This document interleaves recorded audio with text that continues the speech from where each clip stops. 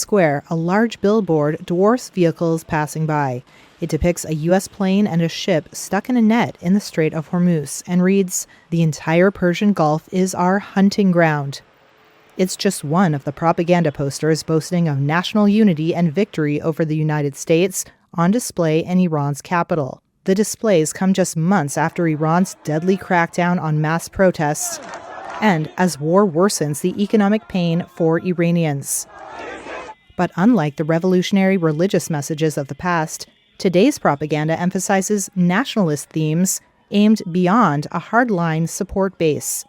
Ali Vaez, the International Crisis Group's Iran project director, says it's unclear if the propaganda will have much influence. All that the regime can achieve is marginal because the majority of the people are disillusioned with the system as a whole, regardless of who's in charge and what kind of messaging they deploy.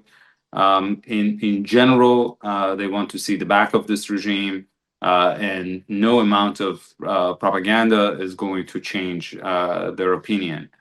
But there are, on the margins, some fence sitters, and that, for the regime, is important. Iran's success in closing the Strait of Hormuz, through which a fifth of the world's oil and natural gas flows, has featured prominently in messaging abroad and at home. This large billboard shows a cloth stapled across Trump's face in the distinctive shape of the strait. It reads, "At the breaking point." The propaganda around the Strait of Hormuz has a dual utility. One is to signal to the West and to the regional countries that a return to status quo ante is just simply not on the cards.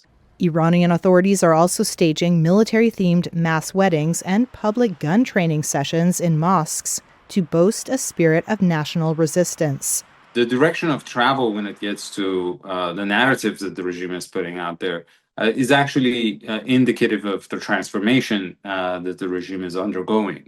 It is moving from a theocratic system into a military one.